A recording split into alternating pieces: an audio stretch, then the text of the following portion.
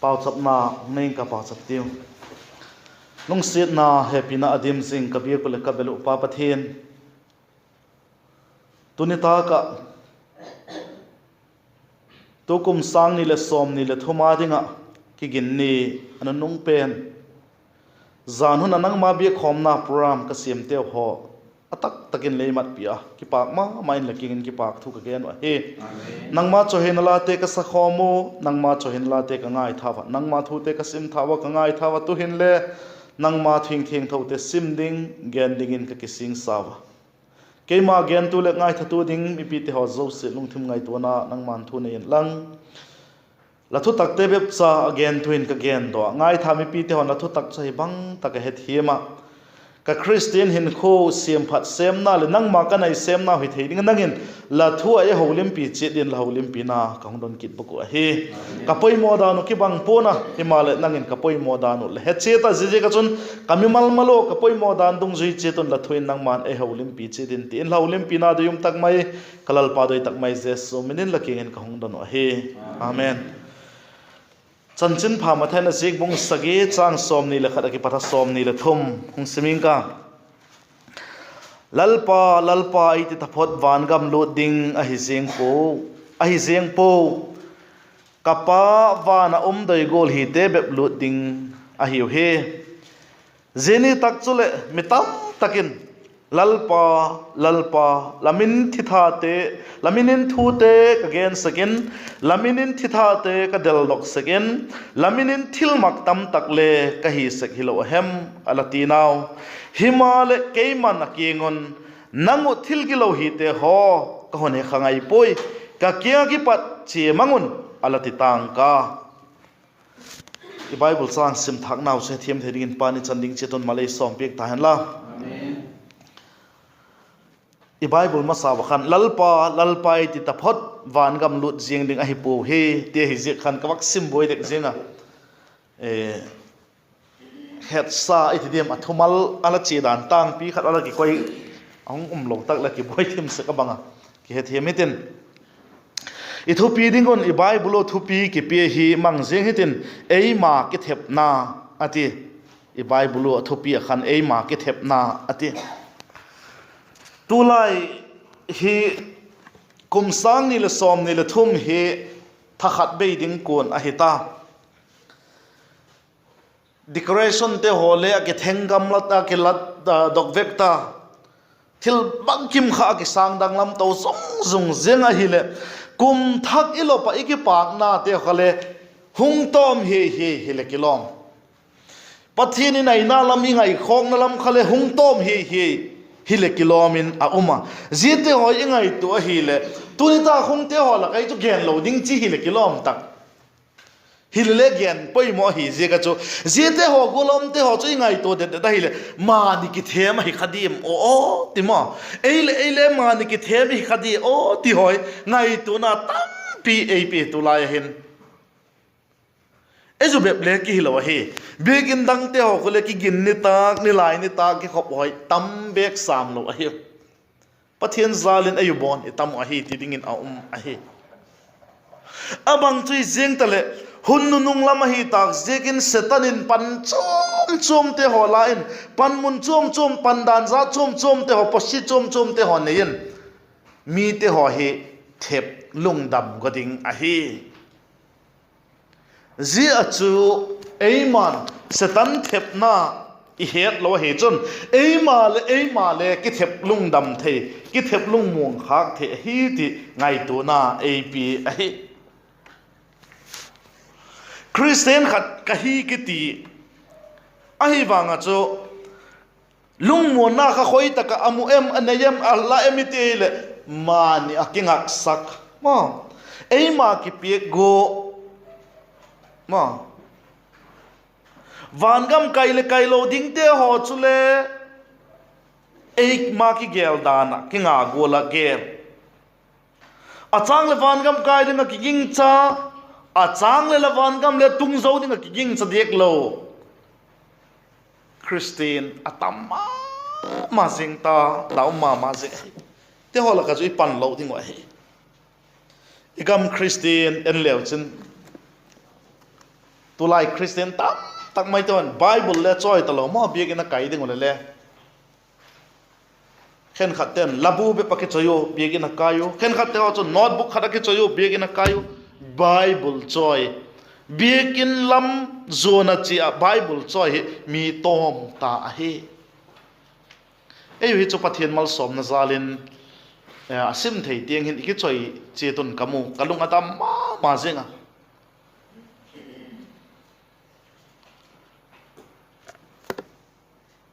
la isak seko nui zat le thim chulela ala la ki phok kha dum bom pok ding hemil lo het mil le laki te te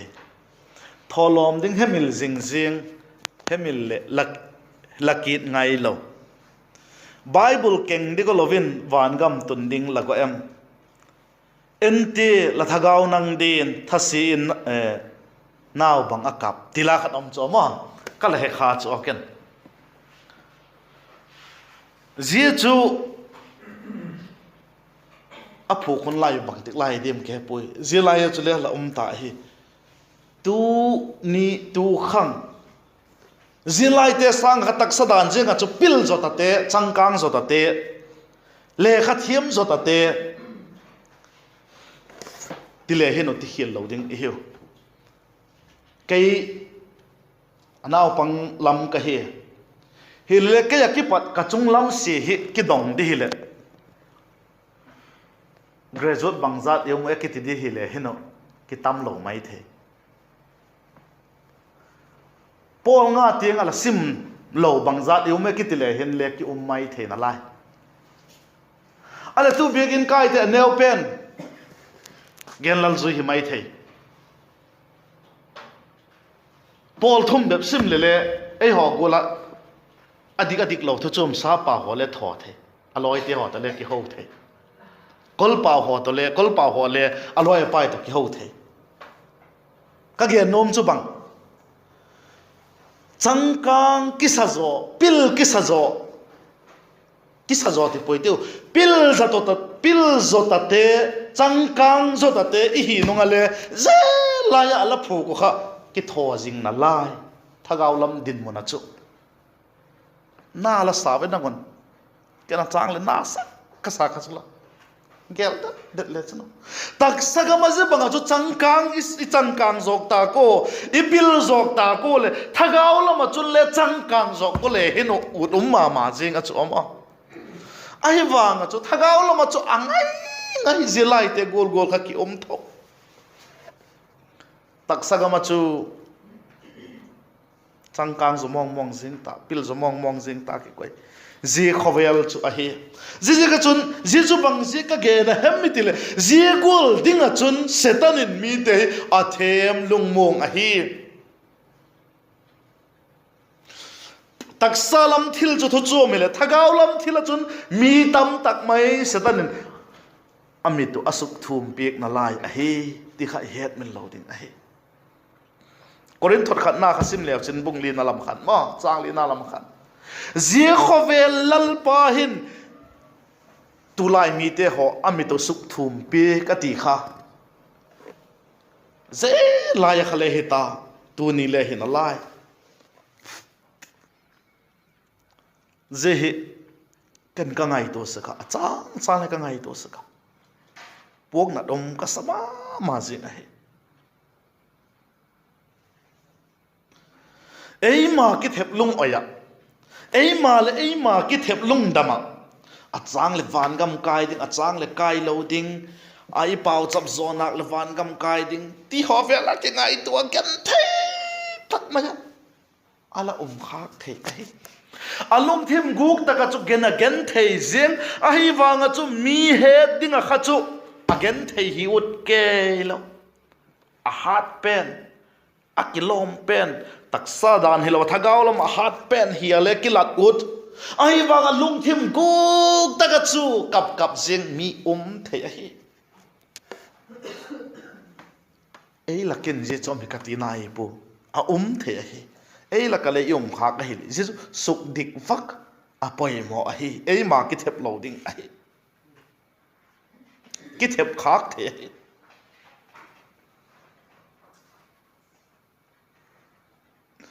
ấy họ hele lalpa thì cầu sek te mà lo mà zingka ithole lalpa iti ikova ani nek ding le lalpa iti ikova ni ta ani nek ding le ilup ding kon le jibab chulo hun dang le pau cham nai nei tak le lalpa ti cầu zing te i hi wa je chu cầu zing i hi zing la ya chu ei le ei ki thep khak the hi ti kha ingai tu tho thak de ka dai ma zing ai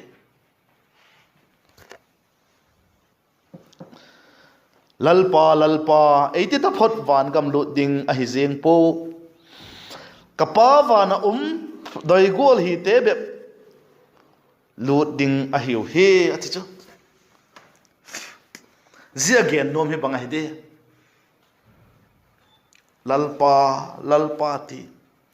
ahi wanga ama ginna ga sona bang ma lo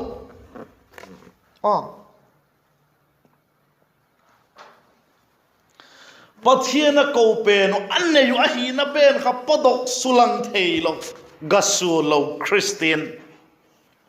achi na lam gasu malaka buoina mi lung gimna mi lung ngai na achi zang jing lai tele sukoi theina zigul chu mi thei ahi eka chun tunin ngai toi tiu ei lakhi igen le khek zena midang le igen le I hethawa ko gen na hem ti hethawa anok ngai po ko chom tau takte hom so pathian thu gen talowa ko choma member ding keulaka ti jeng ding mi ai manipur bilo gam dang le gam dang ka ti chu india gam sung polam chom le a tham a hi lum na se a hi thagaw lama ilakine pi ma iki son pi ma khen khat te ole zelama chun pathian thu sang khan zelama chun lung lut zo bang le am hi zida chun bol fu ki salew le mo ngai tu tao bol fu ki salew le mi te lung thim na mi ki tok takal khom te ho kai dok kai khen su khen gom khom tu hilo su khen tu a hiu ti he ding a hi zete ho chu pathian bat cha ki tingam lo ding a hi mi hing khat chu pathian ma cha lo le amang cha ding chu he sa wai gen dai tiu amel se taloi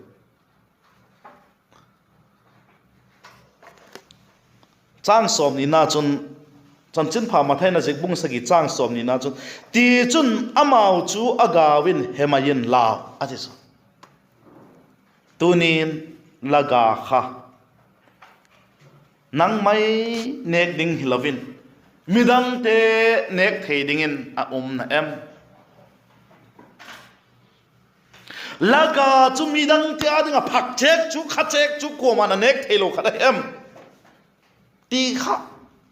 ki ngai tu angai ma sing ai akhuti lo chun ei ma ki thepa ei ma kha bol fu ki sama ma sing a hi wang bang ti atop na chu bang gol chang som ni le thum na isim tha ko kha jeng a hi e ka chun lo ma ai katak sang hi jesu christa ki yading a thi hi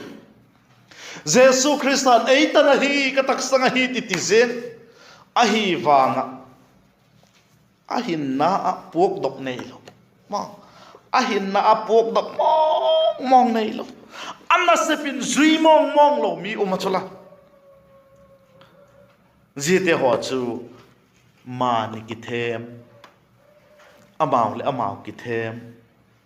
amau ki them ti chamel se setanin a thep zo a hoi se zo ding in he them de ei le ki thep mai chon nep ta loi ma ei le ei ki them ti poi te setanin a thep zo ti ti ei le ei ki them chon nep ta lo zegol te chu setanin athep zo te chu a hiu ti tak het min lo ding ai da ka hin i bible chang sim nau khan ma ge na mitile kapa wana doi gol hi te be lu ding a hiu hi ati i bible in alagen ze wana pa doi gol hi te be lu ding atina chon e hongai da na chon okay phai je chu hi ha pana sep ti mai ti kha ingai tu naw a hi hilele pa doi gol chu bang hi de chanchen pha jhan ji khai sima hile bunguk na khai sima hile ki chen tak mai ei ge na pathian na se chu bang hi em itile pathian na chanchen pha jhan na je bunguk na chang som ni le ko nam siming ka chanchen pha jhan na je bunguk chang som ni le ko jeson pathian na se chu je hi a he ami hun sol hi ging chaleu chin tin adon hu a ati chu pathian na sep chu otholom bin te pau chapte ob da ha pana panding sep zen ding hile kilom takmo hilele jesu na gen pik na chmo pathian na sep chu je hi a he ami hun sol hi ging chaleu chin tin adon hu a jesu christa het chin na ging cha kinga ngam na ging chai di tak le banggen na imtel ama akinga ngam na ama pura akinga ngam na pura ti chule he thiam dik dim ka het e te ka doi talu kong mat kha ka he ma ama akhakinga zeng ngam na zia kha ma doi gol bang he empty hall do set do na amana set na dinga chule eima pilna eima he na ki pan mai lo jesu kinga ka jesu doi lam bol na kha amana set ama doi lam ala hilai zaka hiti i hen men loading a he ka gen se ka tumalam khan le sermon le ni ve hem lam pulpitin ka gen khata samari mi pha chanchin kha sermon in kala gen khangai ta samari mi pha chanchin kha mi ta takin he thiam lovin jesun chien lang jigol chun ba bol tan ati kha samari mi pha gol kha gen theite pan pi ding hak sate som dol ding khan mia ki panu je ministry chule hong tam pi amoi athil bol ase katipo kadempo hilele ahe khil ahi wahi amau mangje ka samari mi pha ka ko hem jesu ahi ale lampi kala som mangten asomo athidek ta kha ko hem tile nangle kei hi wahi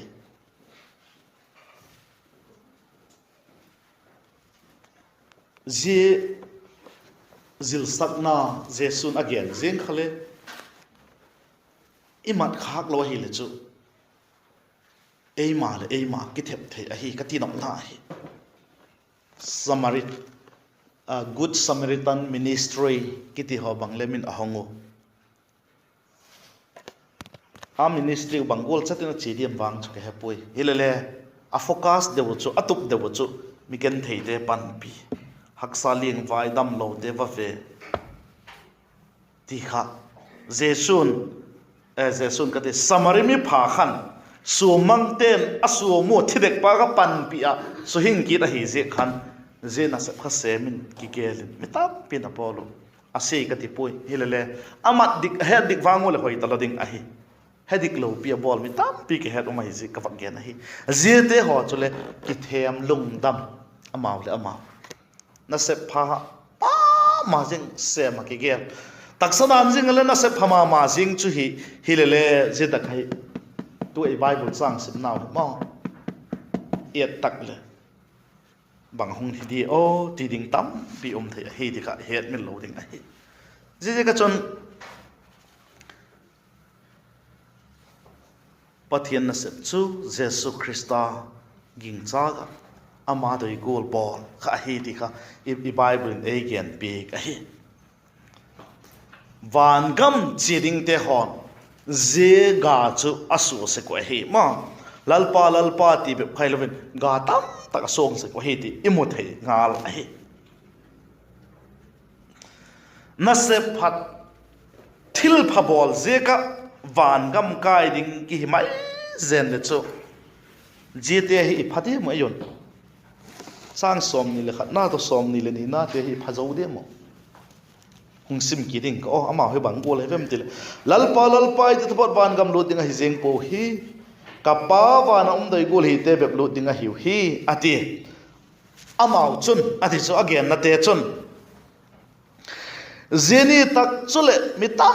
takin lalpa laminin thute ka gen sekin laminin thithate ka del dok sekin laminin thil maktam takle ka hi sekilo hem alatina thu ka gen sekin ati pathian thui ngai ding hi again he azole laminin thithate ka del dok sekin ati ilalpa Jesu Krista mina chuti tha del dok ngai ding hi wa hi thil maktam takle ka hi sekilo hem Jesu mina thil mak le bol the hiu ti na hi zia te sa ma hi thil pha bol je ga van kam kai ding hi lewin eyun i bol pha zo vem zia te i pha zo de mo eyun inai po mo eyun so ji ho lo hi ki nai lo hi ki pha zo ke lo ni hi thu wang igen pathian thu wang igen thitha te kadel dok sekin thitha del dok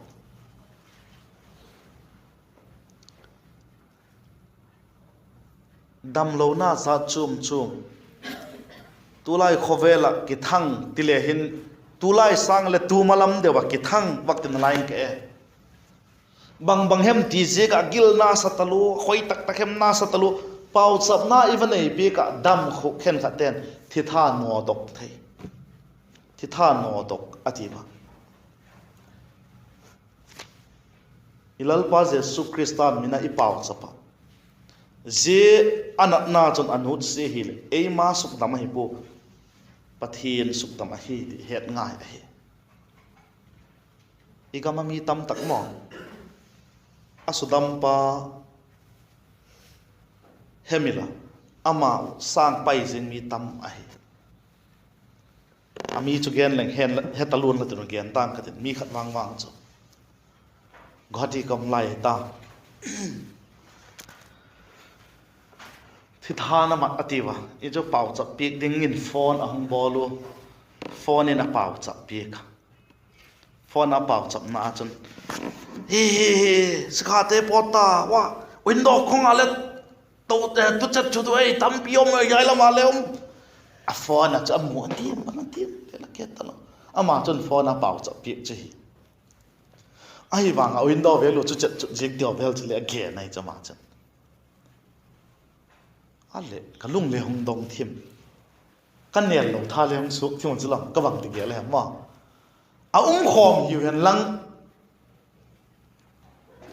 alup na kia nga pau sa piek nu em pa em kia nga chu window ho le om hen la ki hong hian lang again jeng hi le om deu ma gam la pi om man phone a pau sa piek ai chu a pau sa piek kom kha thi tha te po then tak chu na chu ngai tak chu na moi te ho ve lam gen jeng le chu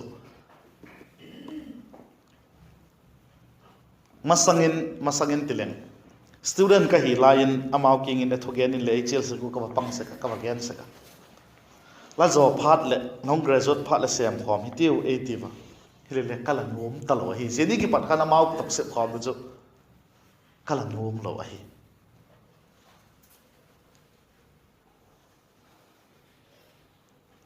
bang ti ti hem thi tha mo the hi le lung don se khom pi ding chu ma en le hung mu thei po le hung ngai mai ti vel ma ka lung thio mi tin ke ka tha nom lo chu hem li tiu lam chu ka ken sau khatai jete hin thi tha te del dok se mina thil mak te le bol se a hiu le chu supite amau gol in i bol zo po amau gol ituk ama ituk zo amau hi ituk zo po ti na hi ji ka chun ithil phabol se ka pan gam kai ding I se phatte ho se ka pan gam kai ding hilen chu jite I phazo pu va yu kai zo lo mai the hiu ji cho hi lo dan je ta ka hin ilal pa Jesu Christan ala gen zom na la hi ti imu the yu ai Jesu bangala gen pe nang ho thil gi lo hi te ho ala ti chu nang ho thil gi lo hi te ho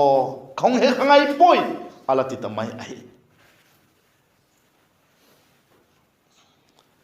thil gilo hi te ho ati hin ahi chu bang hi dem atami hilele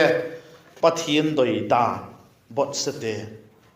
gilo na ki ti chu dan bo se na hi pathian doi dan bot sete pathian doi dan om lo te kian na I tilian ki cheng pe ne na